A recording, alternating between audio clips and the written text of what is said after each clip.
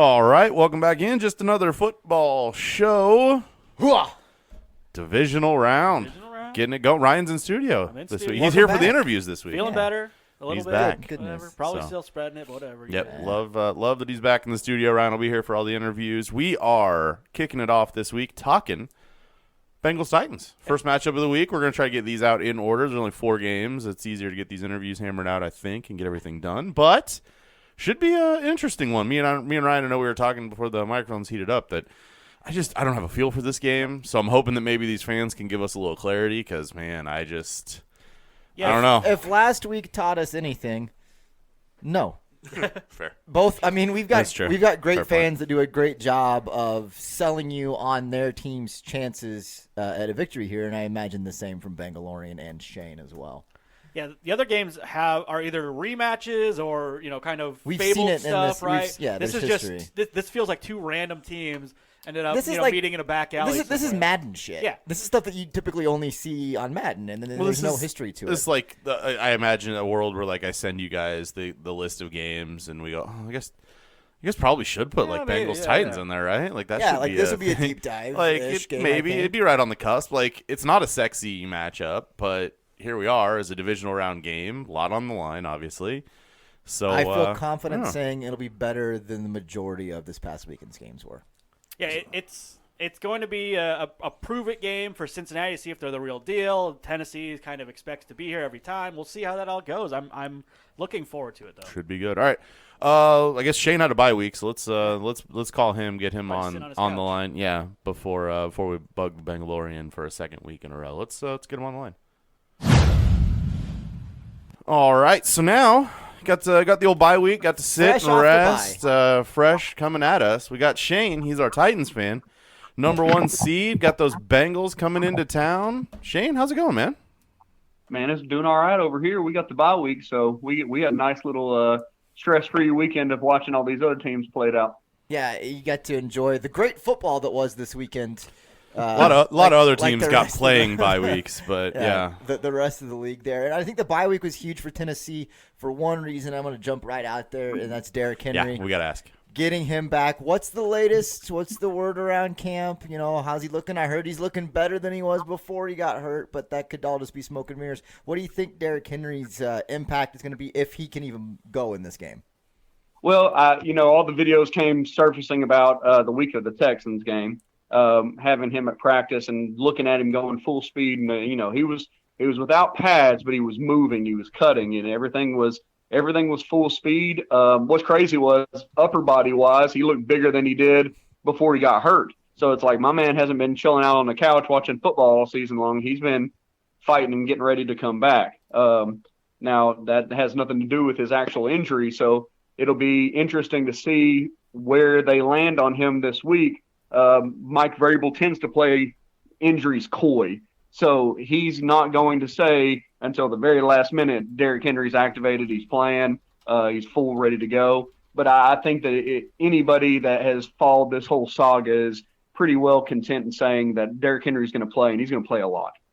Yeah, and he's a big piece of the offense, obviously, right? And I think ended up still in the top 10 of rushing yards for the season, despite not playing since, November, something like that, so October. So obviously that's a good get for them. But this Tennessee Titans team has found a way to win despite not having Derrick Henry. It was all doom and gloom when he got hurt. And Derrick Henry and A.J. Brown was out too. They've had Julio in and out, whatever.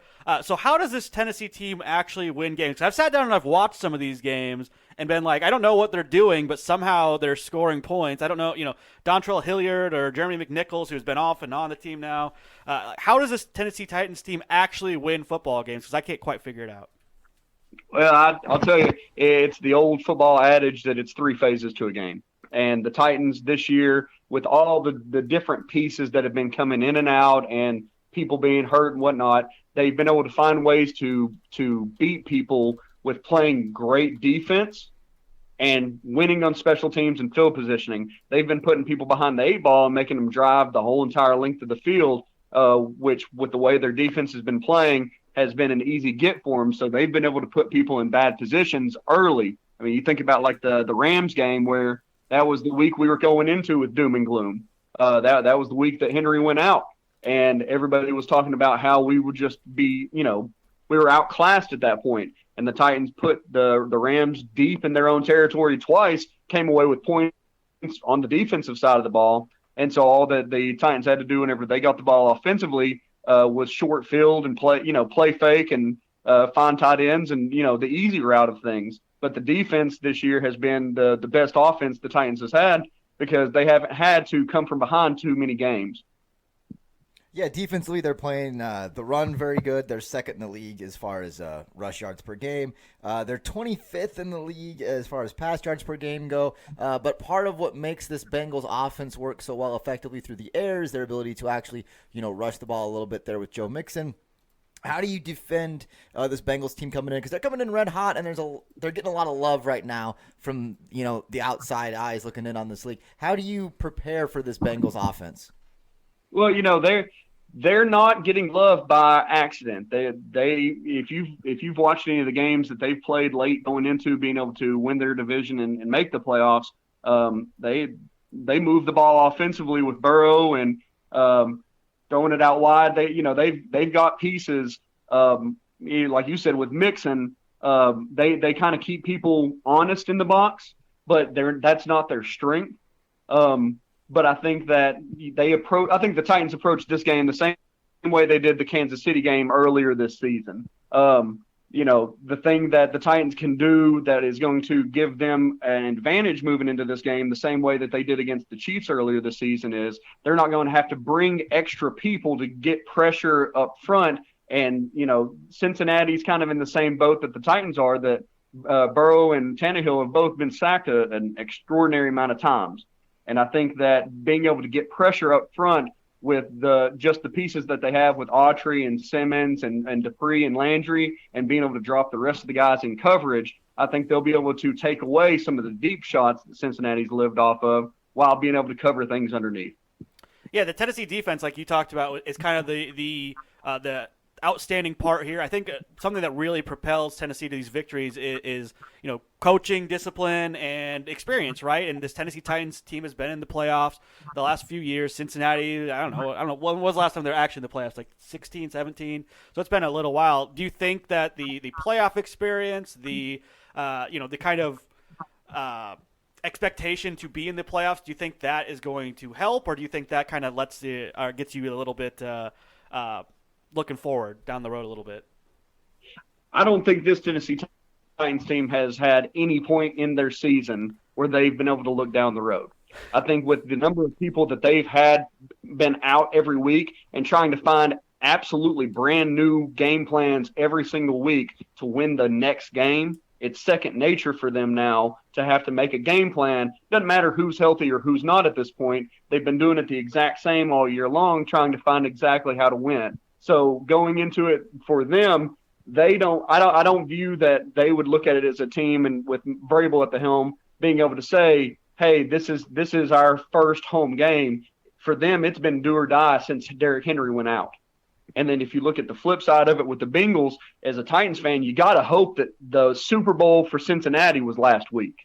You got to hope that them playing and winning their first game, I think they said since 1991, was their emotional Super Bowl, and they're very high on it. And their fans and their team kind of views it as the big win that they needed to get. And then they take that into this next week and face a team that's a lot more disciplined and a lot more sound than the Titans. Yeah, that's a great point you made right there, Shane. And I, for one, will never doubt a Mike Vrabel-led Tennessee Titans team as far as being focused, prepared, and the task at hand. They're very well coached. Vrabel's done a spectacular job with that squad there. Like you said, the Bengals, maybe they come in a little bit flat. I'll have to ask our Bengals fan that question now that you brought that up. That's a good one that I'm going to steal, and you can expect that in the second half of this episode. But I'm looking at this team, and, you talk about they were down and out. Everyone was sort of writing them off. There's no way Ryan Tannehill can win without Derrick Henry, and they've done that to this point. Ryan Tannehill, is he coming out here maybe with something still sort of left to prove? He doesn't get a whole lot of love around the league as far as being, a top-tier quarterback. Do you think that he's sort of coming in here with a chip on his shoulder? After the Texans game and winning the division, he was kind of asked that same question by a reporter, and he kind of mentioned that, he feels like he himself is kind of still slept on by the media and by fans. And I think that for him, I think he never stopped trying to be and play at the exact same level, regardless of who was on the field. But I mean, for him going into this next game, you got to hope in his mind and mentality, if you're a Titans fan, that knowing what they do points wise with Henry and Julio and AJ Brown all on the field at the same time. The last time they were on the field all at the same time, they were putting up, I think, like 35 points a game. And if you're Ryan Tannehill right now, after all the talk, every time the Titans have made the playoffs since he's been at quarterback, it's the Derrick Henry show. If you stop Derrick Henry, you win the game. But knowing the type of points that team can put up and what he can do with those weapons, I think that you have to, in his mind, it's kind of got to be a coming out party for him in the playoffs of saying, I've carried it this far, and I'm unwilling to yield that just because Henry's coming back that I'm giving that part up. Yeah, it's going to be, we keep seeing Ryan Tannehill in these situations, and he kind of just keeps chugging, keeps pulling through. And, we know all the offensive firepower that they have. Like you said, they haven't been on the field together all at the same time in a very long time. But when they were, it was chugging. It was doing well, like you said, about 35 points per game. The defensive side of the ball is a lot of kind of no-name guys, right? You can name a couple of them. Shane, obviously, you can, but you're a layman football fan, probably doesn't know a lot of people on the defensive side of the ball. So who on this defense has to step up if they want to beat the Cincinnati Bengals on Saturday?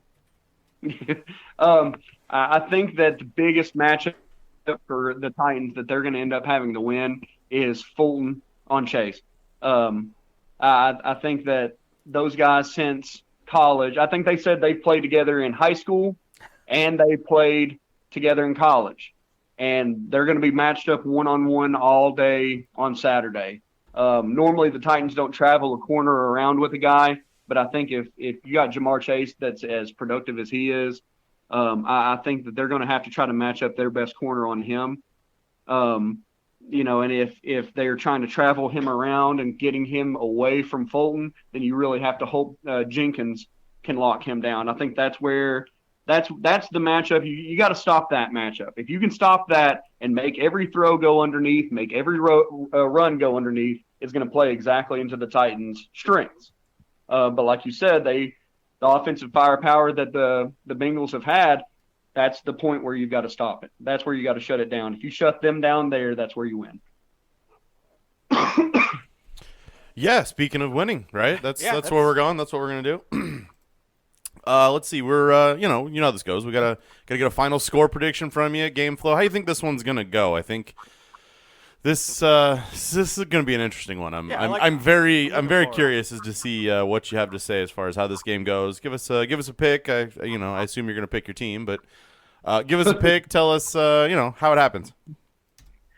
I think that it's going to be unusually low compared to what has been transpired with the Bills games and the Chiefs. I think it looks something along the lines of 27-17 Titans, because I think both teams will try to establish the run early and try to prevent turnovers early. And so I think the Titans will try to win the game of time of possession, get Henry a lot of touches, because that's where the Bengals are tough defensively right there, that it's hard for them right now stopping the run, and that's going to play into Derrick Henry coming back. So I think that 27-17 is you're not going to completely shut Burrow out, but I think that you can mitigate some of it and stretch that game out. Yeah, I think if it's 17 on the Cincinnati side of things, it's a good day for you. I think it's not a terrible thought process. All right, Shane, man, we appreciate you taking a little time hanging out with us, and if you're correct, we'll be bugging you to hop back on with us next week. Man, I really hope to be talking to you next week. I appreciate you guys having me on always. Tighten up, fellas. Have a good one, sir. Thanks, Shane. Got to. All right, so now got to welcome back the Bengalorian. I mean, love the Bengalorian. Yes. Love the whole thing. Make sure you follow him on Twitter at the Bengalorian. I gotta ask, man. Was it 31 years? Right? I find myself in like a similar. I mean, it's been a few years now, but Kansas City was chasing the playoff thing as a Chiefs fan. Had lost game after game after game, and I know how good it felt to do that. So how's it going? How you feeling? Moving on, getting a trip to Tennessee this week. Yeah, I'm on day 2 of a hangover that I'm. There you go. Love it, sir. But yeah, it was unbelievable. It happened. Jermaine Pratt got that interception, and a volcano exploded in that stadium. Everybody was hugging everybody. The security staff there did or said nothing about thousands of people just immediately lighting up cigars in the stadium, just because that's Joe Burrow's thing, and I guess that's our thing now. It was incredible. Obviously, I'm only 30 years old, right? I've never felt that, so it was the first time feeling for me. It was incredible. It was unbelievable. Yeah, and getting all of that feeling, all that emotion. Hang on. Oh, I thought I heard a whistle. Sorry. I was going to stop there for a second, but I just kept on and going. We're just going to do Had to fit that in there somehow. Oh, that's my dog upstairs whining. Had to fit that in there. No, but our Titans fan brought up a very good point that I wanted to get your feeling and opinion on. It is, how does Cincinnati come into this game level, ready to go after getting that huge, first time in 30 years playoff victory? We don't want to look at that game as their Super Bowl, their peak, but how do you come in here prepared and not just flat emotionally after that game?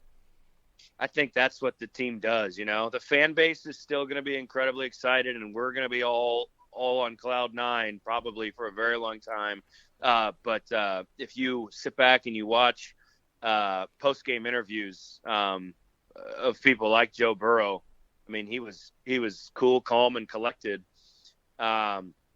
The team mantra right now too is that's just one, like we have more to do. So I think their eyes are set on the Super Bowl, honestly. And I don't think that they're stuck in wow, we just made history. I think they did it, and they've got a short memory, and they've already moved on to Tennessee.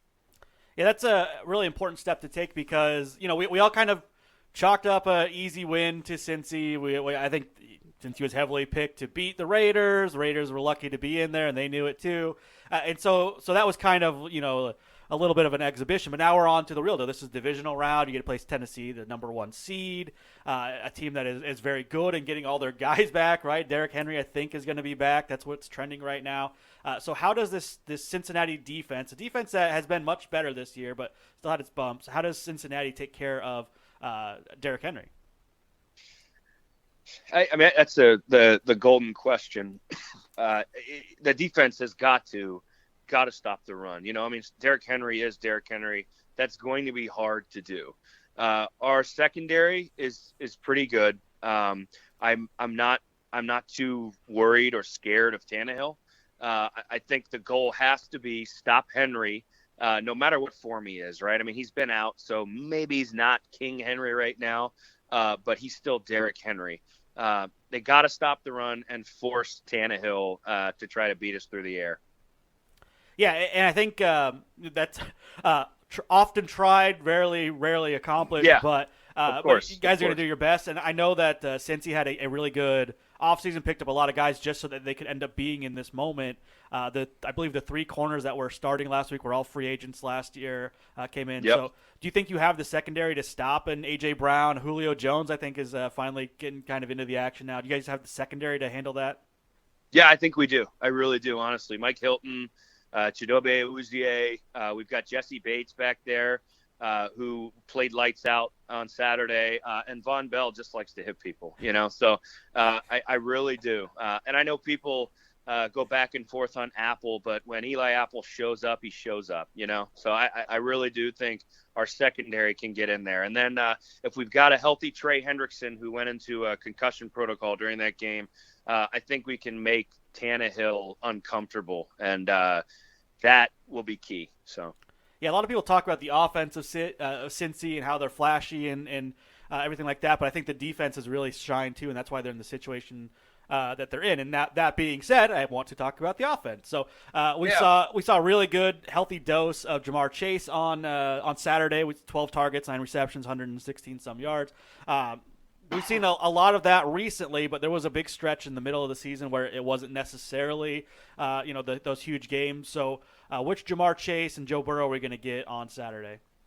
I don't see how you don't get the lights out version. I mean, he went for 116. Chase went for 116 plus yards this Saturday, and I just think you're going to get a repeat, honestly. And Burrow is a different kind of human being. I don't think anything phases him, and I think he just shows up every time. I don't see a world where they're able to stop our passing game. They've got a great run defense.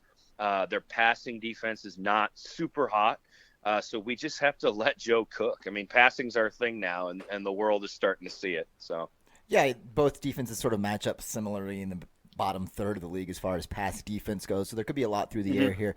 Cincinnati's been playing a little bit better as the season progressed than they started off there. And you talk about Joe Burrow and Jamar Chase and these guys, and as far I asked you out the gate, how do you manage and temper expectations? Obviously, it's with those guys who have played in big time moments before. This is why you drafted a Joe Burrow. This is why you went out and got a guy who's been there, done that, sort of unfazed by these moments. I mean, even Zach Taylor is coming in here a little uncharted territory for him, for able to turn this sort of team around as quickly as he did, despite what some of us here on the program thought he would be doing at this point earlier in this season. So even they're sort of coming in this with the right mindset, the right mentality. One of my favorite things has been Joe Burrow is who the Browns thought Baker Mayfield was going to be, sort of type of a thing there. So you got to be feeling good about having the familiarity there on offense with those guys being in those big time moments, as sort of the team itself is sort of coming in here without that experience. Yeah, I hesitate to look back. The college national championship is a huge game, right? But I hesitate to look back and compare that to kind of a playoff game and a road to the Super Bowl. But it's a common theme throughout our fan base in this locker room, and honestly, the NFL and media now, that Joe Burrow is just a different kind of human being. And I know I may sound repetitive, but he just shows up and his mind is locked in right away. So that is it. That's the reason why you draft a guy like that. There's a reason. That's a reason why you take a Jamar Chase at 5. They're just special human beings. Yeah, and you talk about Burrow and I remember when he first came to Cincinnati and the team was struggling, and he had that famous quote that a lot of people sort of took the wrong way, but he's like, I'm not used to losing. And that was sort of the beginning. At that point, he was willing that team into a lot of games that they had no business even being in. Joey Covers, we're watching that miraculous run as they're putting up points despite everything. And that there sort of showed the right stuff, if you will, that you want out of your quarterback to manage these type of big games. Absolutely, 100%, totally. I mean, he's awesome. He's so cool. Look at him at his press conference, man. There's not a cooler guy than Joe Burrow.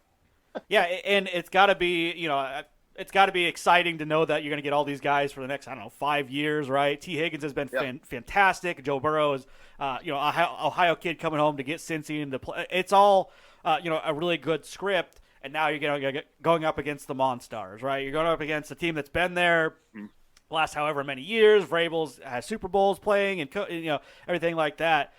Do you think that Zach Taylor, right, is still a really young-ish head coach? I don't think that if you put him in a lineup, I'm not sure that a lot of NFL fans could pick him out. Do you think he has what it takes to take that step, to take that next step and get Cincy where they're going? We know that Joe Burrow's got it. He's got that makeup. He's got that winner mentality. Jamar Chase, all those guys. We know that, and we know that the team wanted to pick up free agents in this offseason from winning cultures, but does Zach Taylor have that ability to get to that next step? Yeah, he did it last year. We beat Tennessee last year.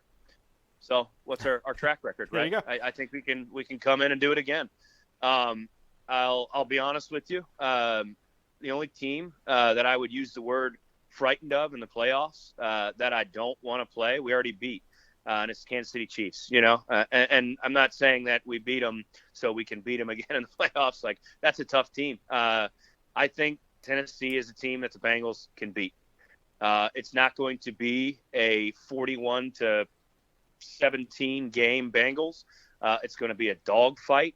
But I think our coaching staff is starting to catch stride. A lot of creative stuff happening. We've got Jamar Chase running jet sweeps.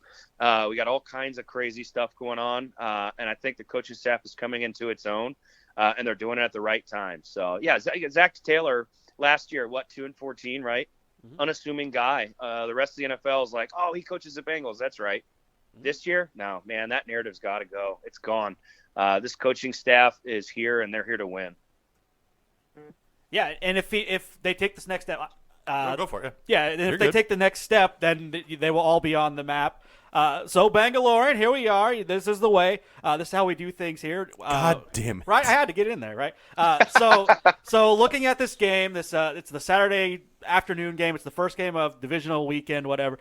How do you think this game goes? Give me a little bit of game flow, maybe, and then a final score. Who wins this one, and and what's the score?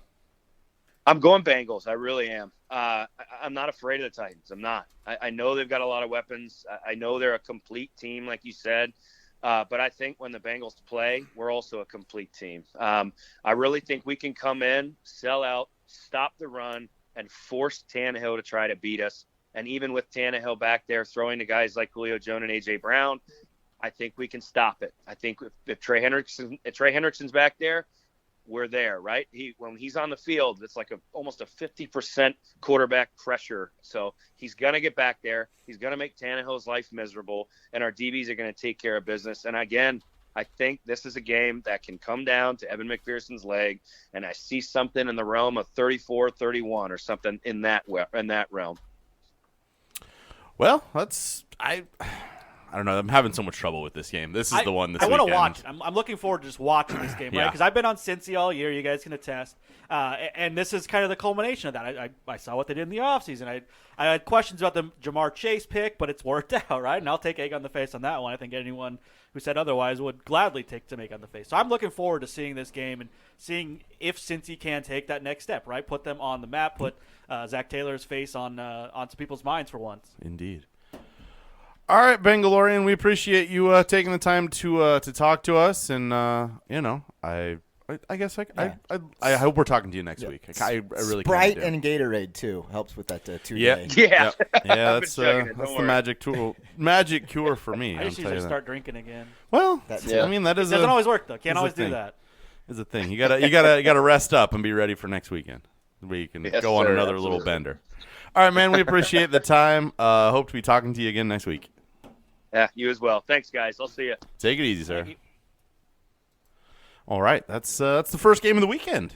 Yeah, right. This is literally the first game, the one that we game. got here, and I think, like I said there, I think that this is going to be a good one. Can I ask you guys a question real quick? Sure. This came up. I moonlight and do some other shows. Had an argument. Coach of the year. This is the matchup, right? These are the two guys, right? Not that Brian Flores is fired yet. Yeah.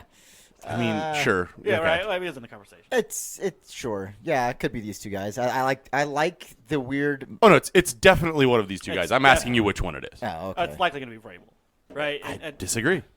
Should it be? Who should it be? Right? I think it's the same argument because we had the same argument about comeback player of the year, which is a different conversation we'll have on the podcast. That's a Joey Burrow one. Now. Ultimately, that's Joey Burrow right now. You watched Dak's leg break, and the votes are in. Like that's over. Like this week didn't count towards that. I'm just saying. And that's how this works. That's how those two awards work. That's my thing, and that's why I think the Bengals. I think it's and why Zach Taylor because the Bengals weren't supposed to be here.